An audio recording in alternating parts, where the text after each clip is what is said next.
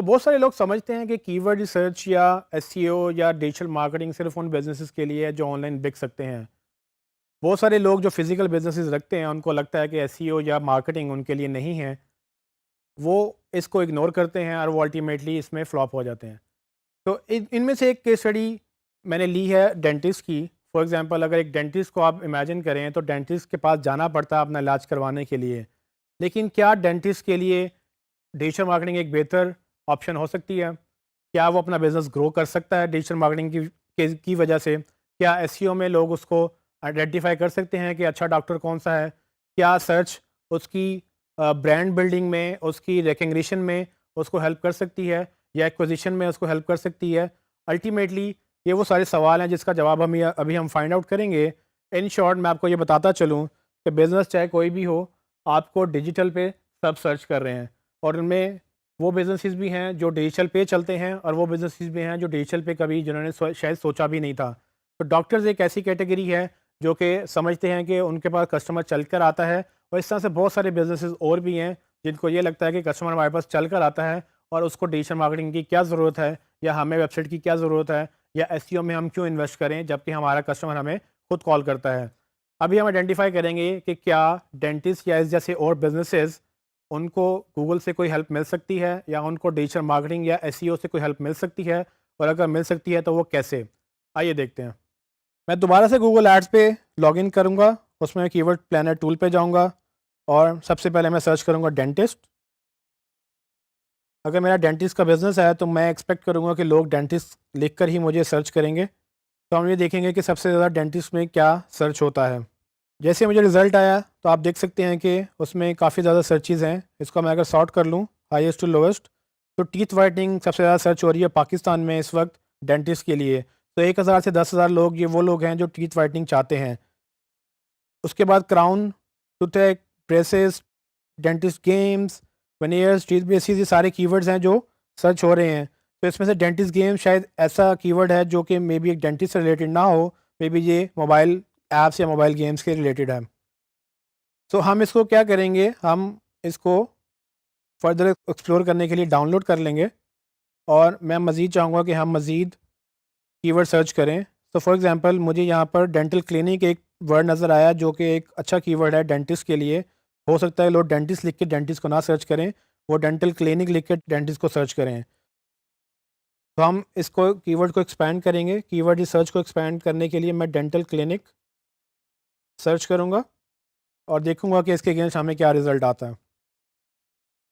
जैसे ही मैंने dental clinic लिखा, टॉप पे मुझे अभी भी डेंटिस्ट मिल रहा है, लेकिन उसके नीचे शायद डेंटल टेक्नीशियन, डेंटल ट्रीटमेंट, ये सारे वो कीवर्ड्स हैं जो मुझे गूगल दिखा रहा है। तो इसको भी हम डाउनलोड कर लेंगे ताकि हमें पता हो कि कितने लोग ये सर्च कर रहे हैं।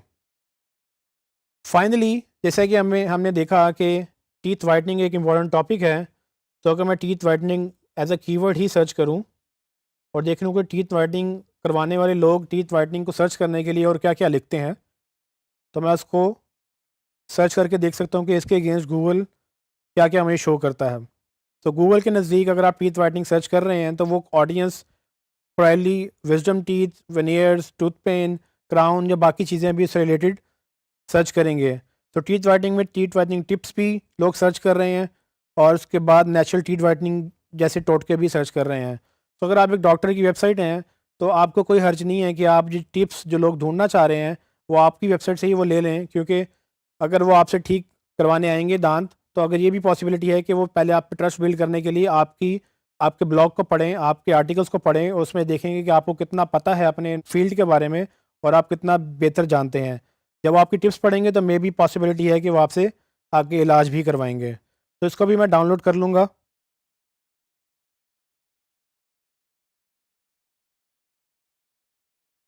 मैं अपनी गूगल ड्राइव में जाकर एक नए क्लाइंट का फ़ोल्डर क्रिएट करूँगा जिसमें मैं इसका नाम XYZ डेंटिस्ट रख रहा हूँ।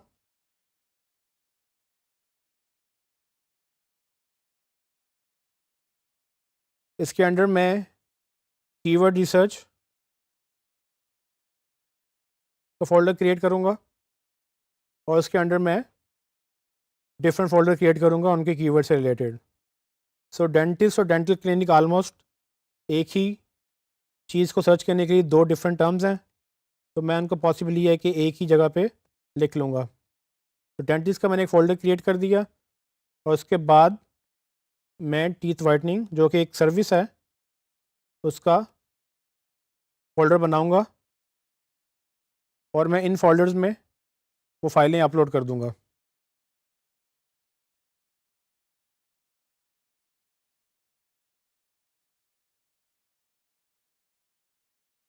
जैसे कि आप देख सकते हैं कि मैंने फ़ाइलें अपलोड कर दी हैं और मैं अब इसको एक फ़ाइल को ओपन करूँगा और उसमें अपने कीवर्ड शॉर्टलिस्ट कर लूँगा, ये देखने के लिए कि मेरे कौन से कीवर्ड्स रिलेटेड हैं और कौन से नहीं।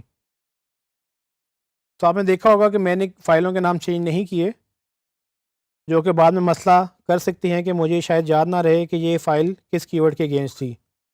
तो मैं इसको अभी चेंज कर सकता हूँ, ताकि हमें ये बाद में याद रहे कि ये हमने किसके अगेंस्ट सर्च की थी। तो सेम वही प्रैक्टिस करेंगे जैसे कि हम पहले करते आ रहे हैं। इसको हम ऑर्गेनाइज़ करने के लिए फ़िल्टर्स लगाएँगे। फ़िल्टर लगाने से पहले हम एक कॉलम और क्रिएट कर लेते हैं और उसको नंबर असाइन कर लेते हैं। नंबरिंग करने से फ़ायदा ये होता है कि आप सॉर्टिंग दोबारा कर सकते हैं, जैसे कि ये डिफ़ॉल्ट सॉर्टिंग में थी। इसको मैं फ़िल्टर लगाने के बाद मिनिमम सर्चेज़ को मैं हाईएस्ट टू लोवेस्ट सॉर्ट करूँगा, ताकि सबसे ऊपर वो कीवर्ड्स आ जाएँ जो सबसे ज़्यादा सर्च हो रहे हैं। डेंटल क्लिनिक मुझे एक अच्छा कीवर्ड लग रहा है, क्योंकि पॉसिबिलिटी है कि जो डेंटिस्ट के पास जाना चाह रहा है वो डेंटल क्लिनिक सर्च करेगा। डेंटिस्ट भी एक अच्छा कीवर्ड हो सकता है, लेकिन ये बहुत ब्रॉड, बहुत एक शॉर्ट टेल कीवर्ड है और इसमें काफ़ी वेरिएशंस आ सकती है। सो इसको हम प्रायोरिटी पे नहीं रखेंगे, लेकिन इन फ्यूचर में भी समटाइम्स हम चाहेंगे इसको भी हम ऑप्टिमाइज़ करें किसी पेज के ऊपर। तो जैसे कि आप देख रहे हैं, डेंटल सर्जरी या टूथ एक्सट्रैक्शन, ये बड़ी स्पेसिफिक कीवर्ड्स हैं और बड़ी स्पेसिफिक सर्विसेज हैं, जिसके अगेंस्ट एक नया पेज बनाया जा सकता है अगर ऑलरेडी एग्जिस्ट नहीं करता। और आप उनके ऊपर जब कोई टूथ एक्सट्रैक्शन सर्च करें, तो अगर आप ये सर्विसेज ऑफ़र करते हैं या आपका क्लाइंट जो कि एक डॉक्टर होगा वो ये सर्विसेज ऑफ़र करता है, तो वो इस पे ट्रैफिक लेकर इस पे कन्वर्जन ले सकता है। कुछ लोग dental clinic near me search करते हैं। ये नियर मी एक बड़ा इंटरेस्टिंग टॉपिक है। इसको मैं अभी आपको एलैबोरेट करता हूँ, क्योंकि ये गूगल का एक आर्टिफिशियल इंटेलिजेंस जो है उसको ट्रिगर करता है। सो नीचे अगर आप ड्रिल डाउन करते जाएँ, तो आपको काफ़ी ऐसे कीवर्ड्स मिलेंगे जिन पे हम नए पेजेस बना सकेंगे, जिन पे आप कीवर्ड्स आप देख लेंगे कि कौन से कीवर्ड्स किस पेजेस पे जाने चाहिए। और अल्टीमेटली हम ये सेम वही एक्सरसाइज रिपीट करेंगे जो हमने बाकी ब्रांड्स के साथ की थी, क्योंकि कोई भी बिज़नेस अगर आप लेके चल रहे हैं तो उनके लिए सबका एक प्रोसीजर, कीवर्ड रिसर्च का, उसको शॉर्ट लिस्टिंग का, सब एक ही है। आपने सारे कीवर्ड्स उनके बिजनेस गोल से लिंक करने हैं, ताकि उनको सेल्स जनरेट हों, और जब उनको सेल्स जनरेट होंगी तो उनको बिज़नेस मिलेगा, उनको बिज़नेस मिलेगा तो आप ज़्यादा पैसे कमाएंगे, अल्टीमेटली आपकी जॉब्स रहेंगी।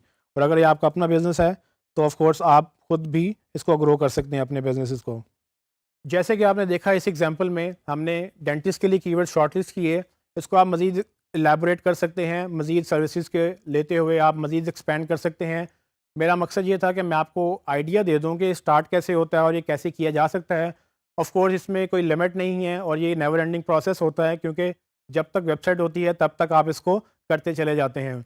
इसमें एक इम्पॉर्टेंट बात जो हमने देखी वो थी डेंटिस्ट नियर मी।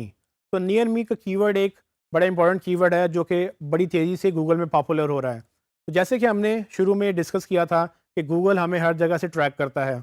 जब लोग लिखते हैं नियर मी, तो असल में गूगल को लोग ये पूछते हैं कि मैं जहाँ खड़ा हूँ या मेरे आसपास मैं जहाँ पर हूँ उसके आसपास मुझे डेंटिस्ट दिखाओ। तो डेंटिस्ट नियर मी का मतलब ये हुआ कि मैं इस वक्त जहाँ पर हूँ गूगल मुझे उसके आसपास के रिजल्ट्स दिखाएगा। अब नियर मी गूगल कैसे आइडेंटिफाई करेगा कि मैं कहाँ हूँ और वो कैसे मुझे आसपास के रिजल्ट दिखा सकता है। तो इसके लिए गूगल का पूरा एक इंजन ट्रिगर होता है और वो आपकी लोकेशन ट्रैक करता है। और लोकेशन ट्रैक करने के लिए वो आपके मोबाइल फ़ोन से जीपीएस से ट्रैक कर सकता है। अगर आप सिस्टम पे हैं तो वो आपके आईपी एड्रेस से ट्रैक करेगा और आपको वही रिजल्ट दिखाएगा जो आपके आसपास होंगे। तो इमेजिन करें कि अगर आप डेंटिस्ट ढूंढें और आप पाकिस्तान में हैं और आपको दुबई में डेंटिस्ट का रिजल्ट मिल जाए, तो क्या आप उस पर क्लिक करेंगे? और अगर आप क्लिक करेंगे तो क्या आप उसके पास जा सकेंगे? नहीं।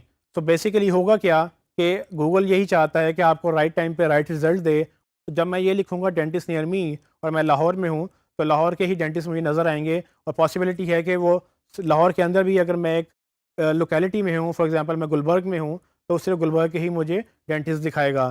सो इटसेल्फ एक ये कीवर्ड बन गया, लेकिन नियर मी सिर्फ कीवर्ड नहीं है, ये बेसिकली एक एल्गोरिदम है गूगल का, जिसके तहत वो ये लॉन्च करता है कि वो आपको पहले ट्रैक करेगा कि आप कहाँ हैं, उसके बाद वो बिज़नेसेस को ट्रैक करेगा कि इसके आसपास बिज़नेसेस कौन से हैं, और यहाँ पर गूगल मैप से वो डेटा लिंक करेगा और गूगल मैप्स के रिजल्ट्स भी दिखाएगा और गूगल के रिजल्ट्स भी दिखाएगा। तो अल्टीमेटली आपको वो रिजल्ट्स मिल जाएंगे जो आप ढूंढ रहे हैं।